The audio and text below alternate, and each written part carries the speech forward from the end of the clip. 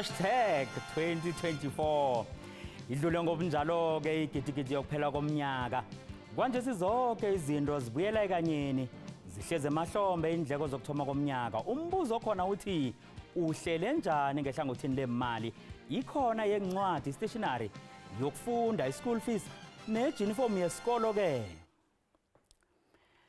yeche eminyakeni ka-2024 sibuya nenyanda ngingubranko nkambulo komloyisani kwaBhoholo. Ukuthoma komnyaka sikhathe siphathi sihloko ngenxa yokuthi yonke into ibonakala ikhamba lula ngenyanga kaNobayeni. Ngokunjalo ke nemali ikhamba lula kangako ingasikade ziyavulwa inkolo nemisebenzini eminingi kuyavulwa. Mbeki indaba wethu uNontokozo Sikhosana uza uthwele nasi Iindaba.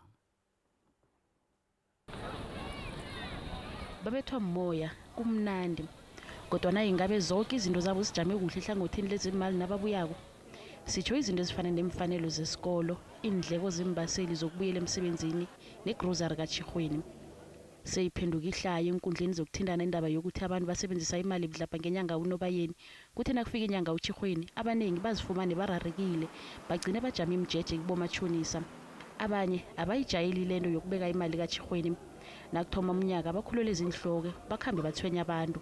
Siyawubona ama statuses enu swabhekile futhi ni happy ne hayi ni happy nje mangifuna ungasho ni happy niyabuthenga utshwala guys hayi niyaspenda nje etshwaleni hayi niyaspenda nje emalini niyabuthenga utshwala niyayidla imali yenu niyayidla imali yenu hayi niyayiboxa nje niyayiququda nidlala nayo niyayidla imali yenu. Umraro ukuthi abaningi bavala msinye emsebenzini lokho kutsho bona zonke imali zabo bazifumene ngaleso sikhathi abanye bagcine sebathenga nezinto abangazihlogiko ngombana bakhambana nasi isiqubu lesithi ki-December boss atsho abetha imali ngesibhuku. Sicela ke ngoJanuary ingahluphani ngemali yokugibela sicela ngoJanuary ingahluphani ngemali stationery sicela ngoJanuary ingahluphani ngemali school fees sicela ngoJanuary ingahluphani ngemali uniform sicela ngoJanuary ingahluphani ngemali kamalume imali transport sicela maniphuza niphuze nibuye nganeno nikhumbule ukuthi uJanuary ula feel it is here. Kanti njengoba namnyaka sele uphela nje kwabaningi uphela nemali abo ukukhuphuka kwentengo nentengo juguluko nakho nakula abantu bathenga izinto ngokugandelelwa indlela yokwenza izinto ngokwekambiso yenkundleni zokuthindana ama-trends umuntu akhohle bona uChirhweni ekuyinyanga yiChirho uyeza. Kubalulekile ukuthi you make sure that ungaphumi kwi-budget yakho ungaspendi imali eunganayona ngoba if you spend money eunganayona uzosithola ngoJanuary uboleka imali trying to cover up. It's important ukuthi you stick to your budget. It's important ukuthi awuthathe ikweleti that are not necessary.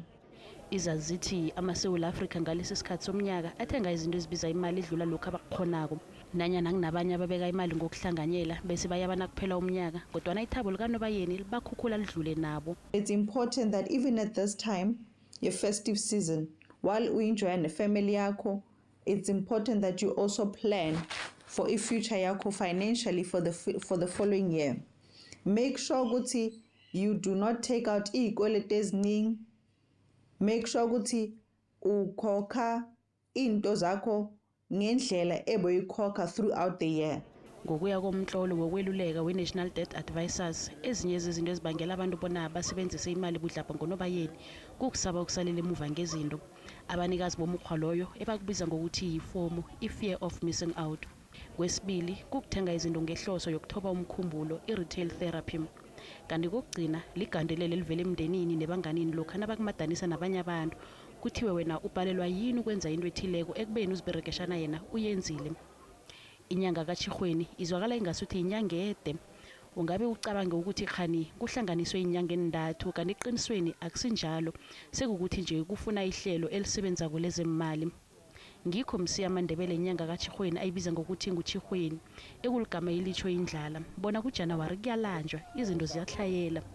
Izazi zithi inyanga kaChirhweni ihlelelwa ukuthoma kuye uChirhweni womnyaka omutsha ukwenzela bona nakufika ulandela uChirhweni izinto zakho zanele. Zithi izazi lokho na uthola ibonus enye imali leyo ibekele ngeqadi ukwenzela bona uzoyisebenzisa ngoChirhweni. Sebenzisa imali yaneleke ezintweni zokuzithabisa kanti okhunye ongakwenza thenga izinto zesikolo ongakathomi isiphithiphithi sikaNobayeni. Kuqakathekile ukusebenzisa imali yakho ngokuhlakanipha nanyana ungaphasi kogandelelo kangangani ngombana nasele balila bona unuzani bafuna izambatho zesikolo baza kuqalisa ngabantu ukuphenduka ihlaya enkundleni zokuthindana. Ngingunontokozo Sikhosana wendaba ze-SABC, ngibe ngise-Auckland Park eJohannesburg. Kanti ukuthola izeluleko nelimukiso zokuthi ungabaleka kanjani lobu bujamo obufana nalobu bokuhlakiswa ngechirhweni sikhambisana nesazi sozekululekwa komphakathi uLerato Phuku. Lerato, siyakumukela ehlelweni Sibuya Nenyanda. Ngiyathokoza njani? Siyathokoza. Lerato, njengoba sisekuthomeni komnyaka kuqakatheke kangangani ukuhlela izinto nemali umnyaka usathoma nje? Uqakatheke khulu kwamambala ngombanyana isikhathi esiningi thina nesibabantu kuba nento esiyibiza ukuthi impulse buying, ukere ukuthi uthenga izinto ongazinorahi, uthenga izinto ongazidingi, uthenga izinto onganasidingo sawo. Then come January awunamali yokubhadalela abantwana esikolweni, awunamali yokuya emberegweni, awunamali yepetrol, sewuyaboleka wongeza isikoloto. Kodwa nomunye ngathi emalini esinayo yincane khulu, akunalitho umuntu angalibulungako. Umuntu angalandelela njani ukwenza ama-savings emalini yomholo awuholako? Yazi, I always ngihlala ngitshela abantu ukuthi the best way to save money is ukuthi ungenzi inkolete, esikhathini esiningi there's a difference between a need and a want. And nesibabantu asizwisisi ukuthi isidingo yini and then what is a want, because no differentiate between a need and a want, then uzokhona ukwazi ukuthi imali yakho iya kuphi la idingeka kakhulu khona. For example, ishelter, imbatho, ukudla, that is a need, but imfoni esidurako, imfutho esidurako, that is a want, and izinto ongakhona ukuphila ngaphandle kwazo. Phezu kwaleli phuzu kwamambala sizithola kunezinto esizijayeleko nezisiqhelo okuma-habits esiba nawo ezenza kube budisi nokubambelela phezu kwamahlelo esizihlelele wona ukuthi siyokwenzani nemali siyoyenzani. Singazibalekela njani zonke lezi zinto ezisiqhelo? Yazi,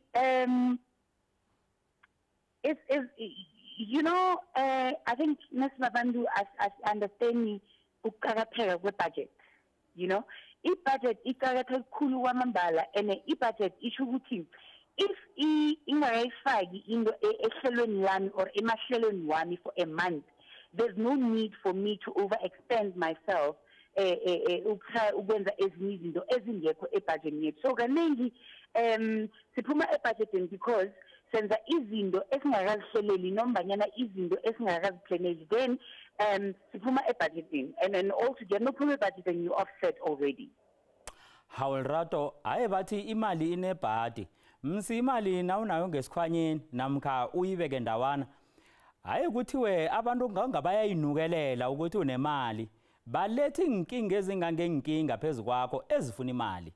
Umuntu angadlula njani lapho? Angikubuza kuhle ngiba uphindelela umbuzo.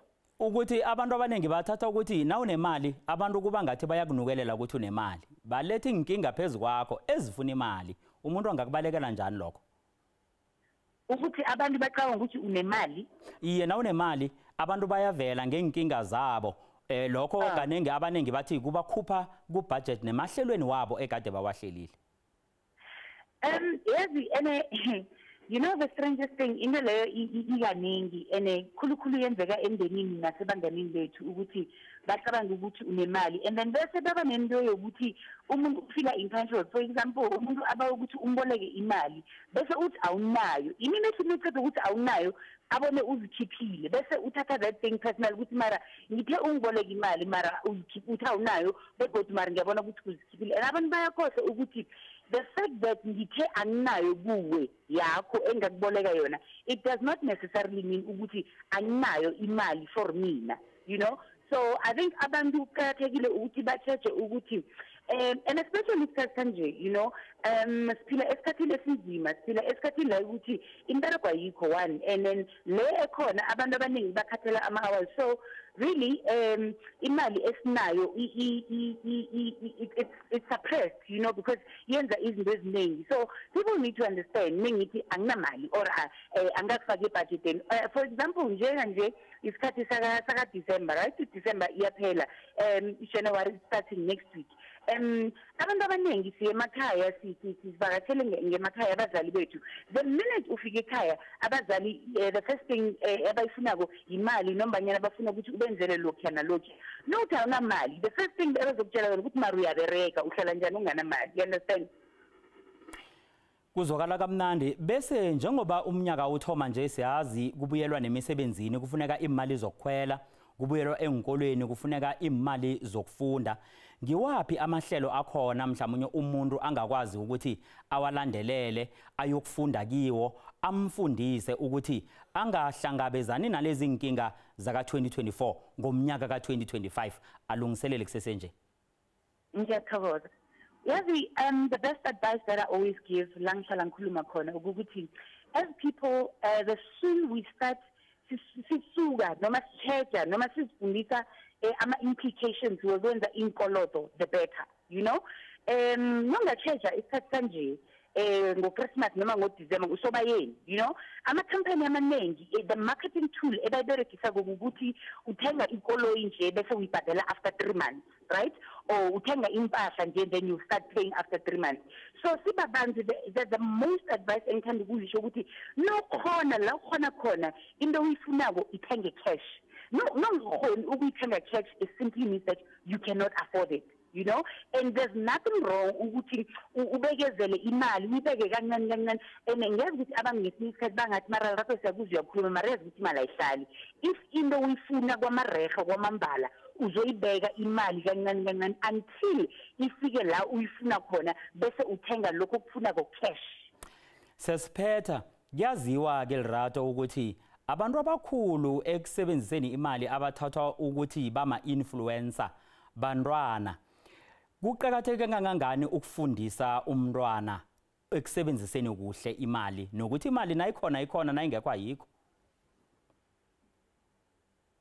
Yebo. Lerato usangizwa? Ngiyabizwa. Kuqakatheke kangangani ukufundisa umntwana ukuzwisisa ukuthi imali nayikhona nayingekho ayikho?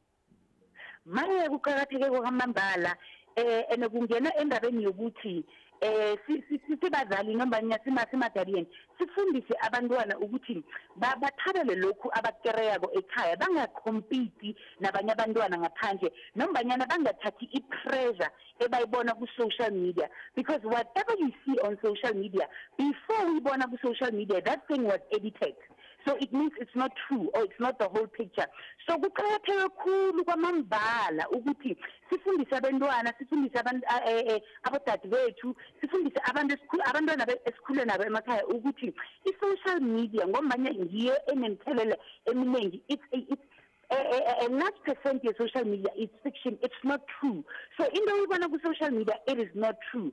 And then ujabulele lokhu okukhona ekhaya lokhu ngekho akuko. And the fact that when awukhona ukuthi umbathe i-label njengabanye abantwana abase next door akutsho ukuthi wena awukaqakatheki. Zinluleko ezimnandi esizitholako ngabona ezizokwazi ukusiza ukuthi simkhambe umnyaka omutsha lo ka 2024. Siyabuya.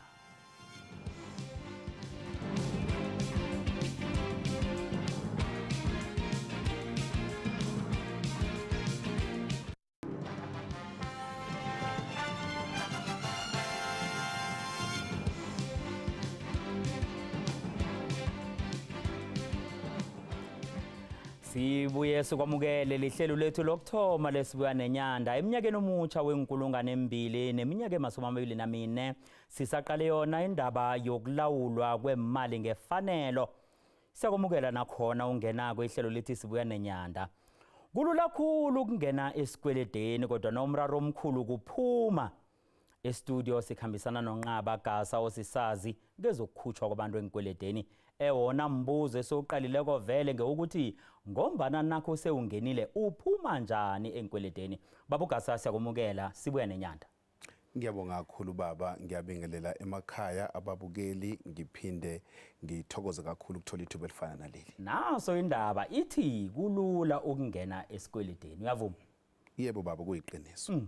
Kulula kakhulu ukungena esikweletini ngoba into ebhekeke kakhulu ukuze ungene esikweletini kumele kube ukuthi umuntu osebenzayo, umuntu onesalary, une-payslip, futhi ke umuntu ongangenanga kakhulu ekweletini njengalezi zinto zabo debt review ngoba mosu ungene kwi debt review awukwazi ukuthi uphinde ungene ekweletini, but mawungekho kwi debt review usebenza une salary payslip kusho ukuthi uyakwazi ukuthi ungene esikweletini. Ngiyavumelana nawe baba, kulula kakhulu ungena esikweletini. Sikhuluma nje ke umnyaka usathoma, bakhona vele ebangaphakathi kwazo engikwelede. Umbuzo uthi uphuma njani umuntu masafuna ukuphuma?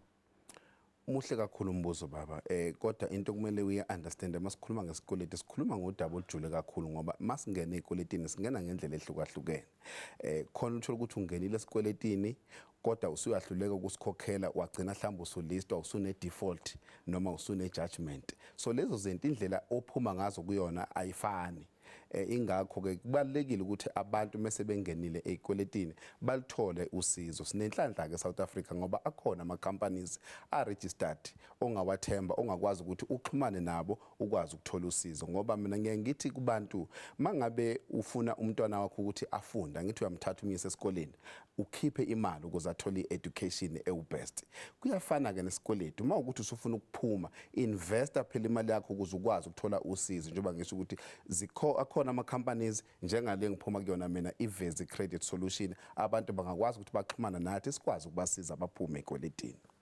Usaphethe yona leyo, kunalaba ke abathi thatha isikwelede ukwazi ukuthi uphume kileso onaso namkha lezo onazo, lokho abakubiza nge-debt consolidation. Kuyinto esebenzako emkhiphako umuntu esikweledeni. Muhle kakhulu baba umbuzo baba uNkambule, kodwa ngendlela engawuphendula ngayo ngithi yes kuyabasebenzela abanye, kodwa kumele si-understand ukuthi akuwona wonke umuntu oqualifyayo ukuthola i-debt consolidation ngoba into yokuqala ebhekayo ukuthi wena lezi zikoloto osukunazo compared to isalary yakho uzokwazi yini ukuthi usibhadale. Mangabe kuthiwa suyahlanganiselwa ke lezi zikweletu, ikhona yini imali osala nayo ezokwazi ukuthi uphinde uphile ngayo. So akuyena wonke umuntu oqualifyayo kodwa yona iyasebenza. So uphendula umbuzo wakho, iyabasebenzela abanye abantu kodwa abanye abantu ayibasebenzeli. Ingakho ngithi umuntu osegxilile sengenile ekweletini akathola usizo ngoba usizo likhona liyatholakala. Awukwaba mnandi kuba nomuntu ofana nawe ngestudio ngoba ezinye izinto zikhulunywa ngesikhuwa ngesingisi njengalokho anakhulunywa indaba ka-debt review. Abaningi bathatha ukuthi i-debt review kukusizeka ukuthi ukwazi ukuqeda lula isikwelede sakho, kodwa nababuye bakuthole ngemva kwalokho ukuthi awusakwazi ukuthenga okuthize kangangokuthi ngesinye isikhathi uyabuzwa na uyokuthenga ukuthi uku-debt review na, nakutholakala ukuthi ku-debt review awusakhoni ukuthenga, kanti kusho ukuthini?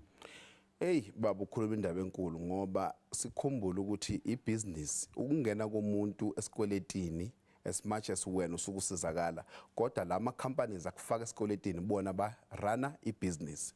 So lo mbuzo lo we debt review baningi abantu abangenayo bengenalo ulwazi olugcwele ngoba umuntu usuke ngena ephushwa ipressure yokuthi ziyamhlula ikweletu. So uthola ukuthi akasabuzi kahle ama implications ukuthi ngizoshayeka kuphi ngokungena kwi debt review. Abantu abaningi mangikhuluma nabo asebephakathi kwi debt review abafuna ukuphuma, uthola ukuthi bebengazi ukuthi once wangena kwi debt review awubusakwazi ukuthola esinye isikweletu. Uthola ukuthi kunento ekuphushayo, mhlambe kuvela isifo ekhaya udinga imali mothi uthi uyahamba uyoyiboleka awusakwazi ukuyithola. So mina into engayiluleka ngayo abantu ukuthi ukungena kwi debt review akuyona into kumele uyithathe kalula, into eserious kakhulu. Ngingathi mina umuntu ofanele angene kwi debt review noma okumele aconsider ukungena kwi debt review umuntu onomuzi nemoto. Mawusubona lezo zinto ukuthi ziyakuhlula sezingadliwa noma yinini, yes usungakwazi ukuthi ufone for lama company we debt review uconsider ukuthi ungene. But if awunayo imoto awunawo umuzi uxakwe izikweletu, thola ezinye indlela ungangeni kwi debt review because i debt review isiza kakhulu ukuthi ungadliwa umuzi ingadliwa imoto, kodwa for ikoloto nje ezincane akukusebenzeli kakhulu ukuthi ungena kwi debt review. Ke waveza indaba yokuthi sinama company akwazi ukuthi asize. Umbuzo ongaba khona emuntwini ukuthi ngiba nesiqiniseko njani ukuthi le company esemthethweni ezongisiza mbala ngiphume isikweleteni? Muhle kakhulu umbuzo. Mina ngiye ngithi kubantu mhlawumbe ngizothanda ukusikhulumela mina. Ngeke ngithanda ukukhulumela amanye ama companies. Mina angisumuntu ohamba eadvertiser ngomsebenzi ngoba mongaya ko Facebook ungena ko Twitter baningi abantu abathembisa abantu ukuthi bazokusiza. Kodwa uthola ukuthi bayakucharge ukhipha imali umuntu awusamtholi, awusamazi ukuthi utholakala kuphi. Ngithi mina abantu into ebalekile khona lento ekuthiwa i-word of mouth. Lo muntu uze ukhipha imali uthi akakusize uyithathe iphi number yakhe usesize bani. Ngithi ke mina abantu before bakhipha imali abaqinisekise ukuthi lo muntu lo ozobasiza uke wasiza bani before. So ke ukuphendula ke umbuzo wakho ama company ayakwazi ukuthi abe registered no NCR bakwazi ukuthi bathole i-registration number ongakwazi ukuthi uconfirm ngayo ukuthi ngempela le company i-registered futhi ikumele ukuthi ngakwazi ukuthi kusize ukukhipha ekweletini. Ukuthi ukuthi umuntu njengoba kubukele nje nangabe uthola ilwazi lakho kufanele ayohlola lapha ku NCR ukuthi unayo inamba njengo service provider. Iqiniso lelo. Yangithi manje baba kubalekile ukuthi usikhuluma ngaliphi usizo. Njengokuthi umuntu mangabe efuna ukuyisiza ukuphuma ekweletini khona uthola ukuthi uthola iadvice umuntu akwakwenzela. Umuntu mekunikeze iadvice noma ngakuthiwa akekho registered ngoba ngithi iadvice leyo ongakwazi ukuthi wena ukwazi ukuthi uzisize nawe uphume ekweletini ngoba lento ukuphuma ekweletini zikhona ikweleti eseziqede u3 years uthola ukuthi lezo seziyaqualify ukuthi ungakwazi ukuthini uphume kodwa udinga umuntu onolwazi uzokwazi ukuthi akuadvise or udinga icompany ezokwazi ukuthi kwenzele. Yilapho ke sekungena khona lento yo NCR usucheck ukuthi number icompany registered na. Ukhuluma indaba enkulu babugasa kunabantu abanesikwelede esineminyaka engehla kweli10 basabuzwa namhlanje. Sewukhuluma le ndaba kunabazozibuza ke ukuthi lo muntu esikhuluma naye yena simthola njani sikwazi ukumqinisekisa ukuthi usemthethweni. Alright, mina ngiyatholakala kwi website ye company ivezicreditsolution.com. VEZI solution.com. Inamba ongitholakala kuyona u079 7986 369. Ngicela ukuyiphinde inamba 079 7986 369. Babugasa awusiphathe kuhle umnyaka ka2024 njengoba usathoma nje. Akube njalo baba siyabonga. Sibuya Nenyanda.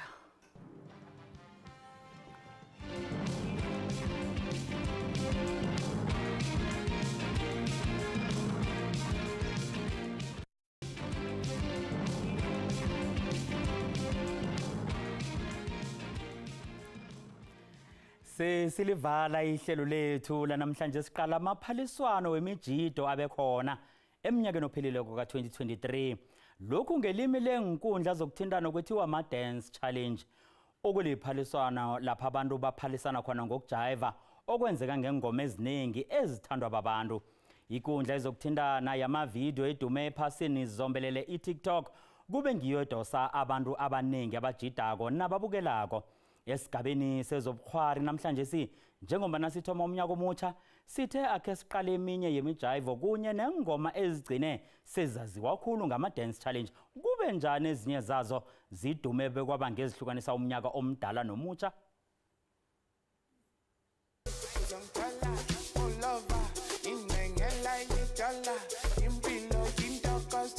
Le ngenye indlela yokujiva eyaziwa ephasini zombelele. Ukudlalisa amehlo unandi ukhomba kube ngeminye imijivo elula akhona ukujiva ngiyo wonke umuntu. Abantu abaningi basebenzisa iTikTok ukufunda imijivo le ngitsho nabosaziwa kube America.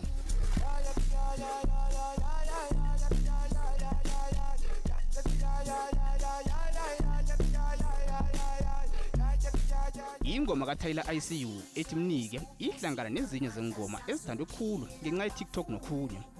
Abosaziwa kwabakhulu beAmerica abafana noRihanna bayithanda kakhulu. Ooh.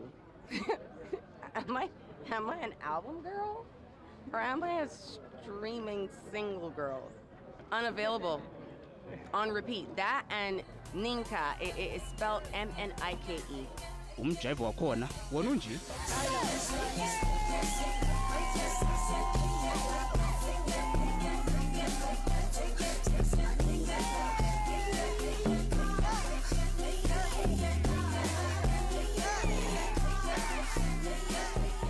Zikhona lezingajiva nanyana ngibani njengale.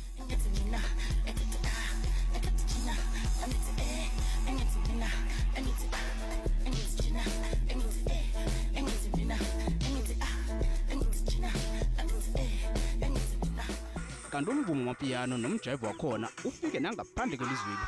uTambula weNamibia sekaduma ukwabazekako netgo kujayiva.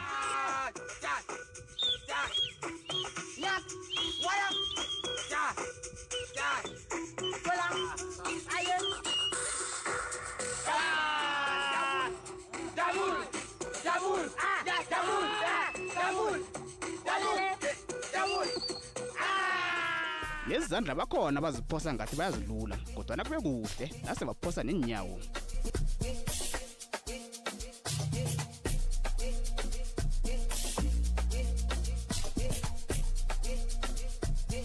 TikTok yethula amahlela amatsha wokubhadela abavumi lokhu umvumo wabo usetshenziswa emavidweni. Eminyakeni omutsha ka-2024 sithemba bona labo abakwazi ukujayiva bazokuklama eminye iminingi imijayivo ekhambisana nengoma ezimnandi ezizokuduma umhlaba zombelelene. Indabeni ze-SABC nginguphilimon Sikhosana eJohannesburg.